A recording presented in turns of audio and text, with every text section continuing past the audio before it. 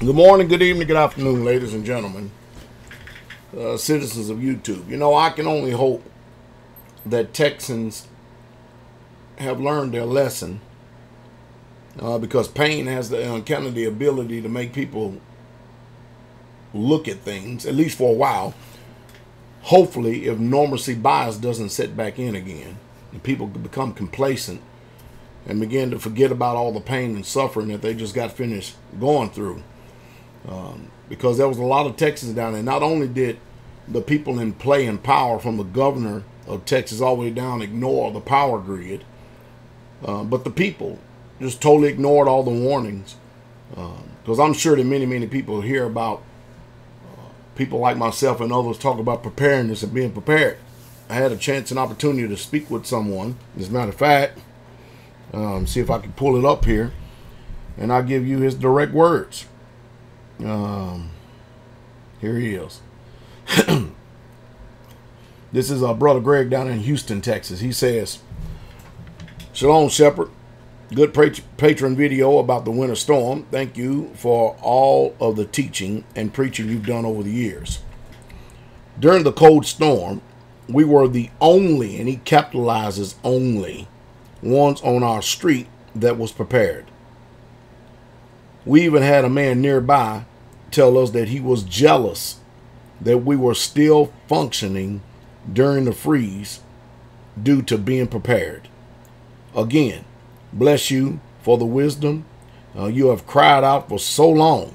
It didn't fall on deaf ears here in Texas Assembly. Love you, sir." And hey, and I can only hope that in itself was a ministering tool for a lot of people, because I mean it's one thing for people to sit up there and to hold fundraisers and everything to try to raise money for the people that are hurting. The poor are always in this condition, but then when it starts affecting everybody else, where they can't go to work and the whole city becomes paralyzed and roofs start caving in, and because when people build, they allow the people out here to build it for them with these stick frame 2x4 roofs, which is, and mind you, professional engineers gave an approval for this crap, and it's just because it's part of building code, it's okay until your roof start collapsing and stuff, and it's just unreal. But I can only hope that the people there in Texas has taken heed to this in itself, because the stores simply does not carry enough food and water to sustain a whole entire city. It just simply doesn't do it. It has a way that it processes, and think about this: water in itself. Everybody on city water and stuff, it got down to a trickle, and some people didn't even get it at all. And people went without food 3-4 days. People were burning furniture, burning charcoal in their homes, which was very dangerous to do. Millions of people just simply left. And there's one thing about the cold, though, and a lot of people are not familiar with cold. I'm familiar with cold, and the one reason why I can say I'm familiar with cold, because I lived in Germany 3 years. And if you want to know what cold and snow and what it means to deal with brutal winters and living out in it, I'm a prime candidate to tell you that. But man, I tell you what, you notice that we didn't hear too much about the pandemic during all this ice storm and winter weather. You notice that the flu is at an all-time low this year. And then you also notice that more than anything, untold thousands of people for the first time in their history got a real reality dose of what it means when nobody is coming to rescue you or take care of you. You see, if you don't prepare, like I continue to keep telling you over and over again, and how I keep telling you how to do it, as the old saying go, you deserve exactly what you get. And whether you are sensitive in your emotions and you don't like how I put it, you don't like what I said, regardless of how I put it or what I said, it still didn't stop you from the pain and the suffering. And if you notice, the cold has this uncanny ability to be able to change people's nature and attitude. You didn't hear about any widespread looting going on in Texas during this winter freeze and this ice storm that took place down there. You know why?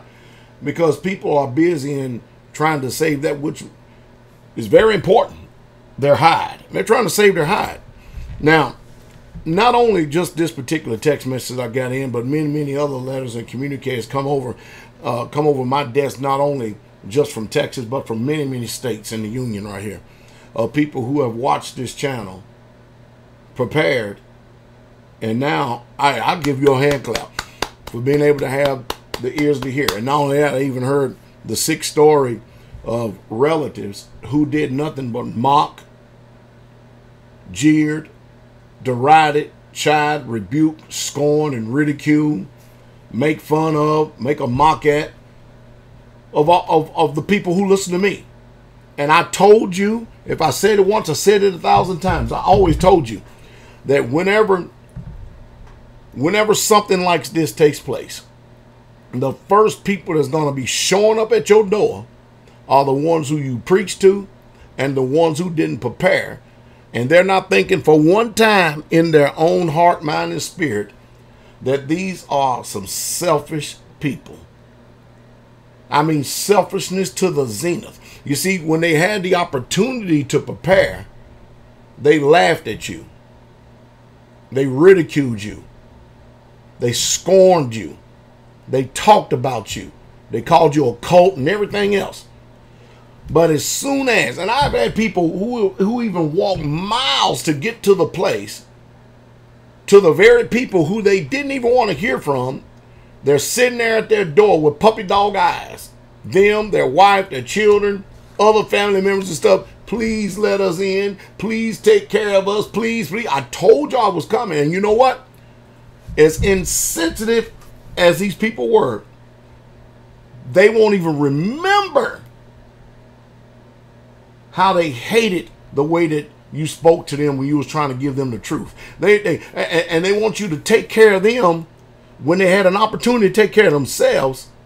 Now they want you to be benevolent towards them, and they want to take what you've stored up for your family, and they have nothing to offer. That's why I call it the heightened sense of selfishness. See, whenever you have an opportunity to prepare and you don't prepare, then you want to take everything that I've been storing up for my family in order for them to survive. And when you come over, you don't have a candy bar to contribute to the pot.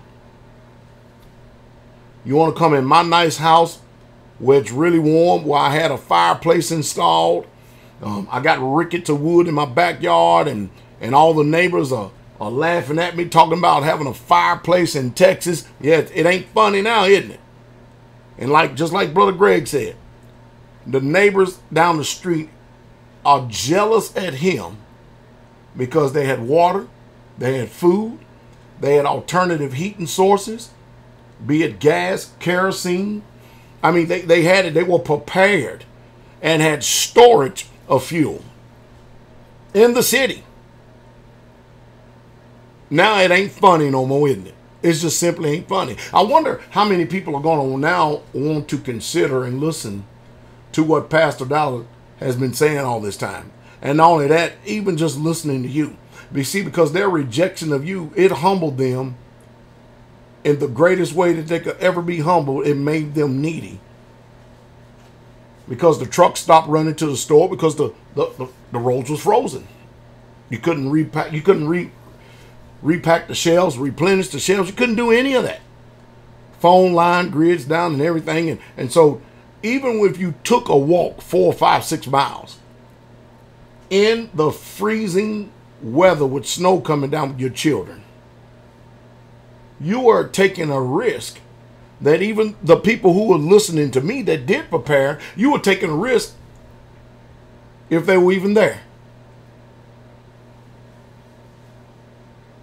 And man, you wouldn't believe how many people are thanking me for my firearm videos and being prepared and being ready. I even got one report that after they let some family members and friends come in to stay with them in a warm house, they got there, started complaining and murmuring because it wasn't the type of food that they wanted to eat. I said, kick them out, put them out, get them out right back on the streets, tell them to go right where they came from. Go back to where you come from with this ungrateful and unthankful generation. Now, somebody tell me I'm wrong. You didn't prepare. You're depending upon somebody else's benevolence and goodwill. And you are being a bit, you're getting benefits from them. And you're getting a hot meal and you're staying warm. And they had plenty of water stored up to where at least everybody could take at least a sink bath. And when you come over their house, you know they're going to have Bible studies, and all of a sudden you want to get a case of their ass.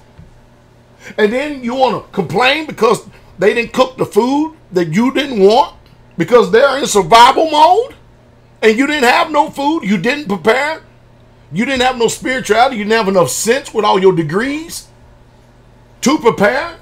You were smarter than they were. Now, the smart people end up looking like they dumb as hell. And you're going to go over and complain? Man, they got in contact. I said, get them out. Y'all better hear what Pastor Dowell said, because this is a very selfish, ungrateful, and unthankful generation. Let them get out there and let them soak up and taste that bitter cold that is unmerciful, because winter, when it's coming and when it's here, it's unmerciful. Winter don't repent. It's a life taker. And people suffered by the millions. You see, that's why I keep telling people over and over again. This is about a condition of the heart. You have to be careful who you even preach to today, even though we need to tell everybody. After they reject the message once or twice, leave it alone, because see, some of these people, like these other ungrateful people, they're going to remember the stuff that you said. You should be preaching the message, not preaching your food storage. Let me handle all that. Not preaching your preparedness. You're supposed to be preaching the message. And then you preaching all this, you telling them everything you got and stuff, and they the first people, as sick as they are, the first people that show up at your door. I hope that some people start really, truly taking heed of what I'm saying. You see, it's sad, but I know the spirit of humanity. Notice the American Red Cross didn't come and help you. Your government didn't help you. The local police and fire department didn't help you. The local shelter didn't help you. Nobody came. So as we go forward, we need to learn from this, because it's going to go bad, from bad to worse. When you have half of America,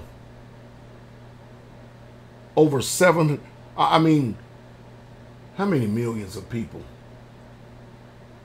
I don't know, it's a bunch of 70 million people out of electricity, grocery stores, empty shelves. You have no food, no resources, and you got snow in Tel Aviv, snow in Saudi Arabia. Man, there's something gravely wrong. When we start to go back into these scriptures right here, they starting to make sense. End times. But anyway, hey, listen to Pastor Dowell from this point on with a very critical ear. Take heed to what I'm saying, and you're really blessed, and you become even more blessed when you do. See, a lot of times the sea is not parted until you make the move to get there, and then you first step out on the water, then all of a sudden it starts to part. But if you're going to sit there and be pessimistic, and you're going to complain, and you're going to murmur the whole way, and then you're going to stop, and you're going to take siestas, and you're not just going to do what you need to do and stuff, don't expect for the doorway of understanding. Don't expect the miracle to open and the sea to part, because it don't happen like that. It just simply don't happen like that. You get understanding as you go, because the truth is, nobody owes you understanding. that falls on you and you alone. You have to open up your heart and have the humility to have the eyes to see and the ears to hear. And I tell you, a weep and a howl. And even now, as the, it begins to warm back up, snow begins to melt, ice begins to melt, it's going to be nasty. Power grid is still slowly being restored. People are still suffering because guess what? The food, these truckers that run to the store, they still ain't there. What a lesson this one has been. What a lesson this one has been. But pain is a damn good teacher.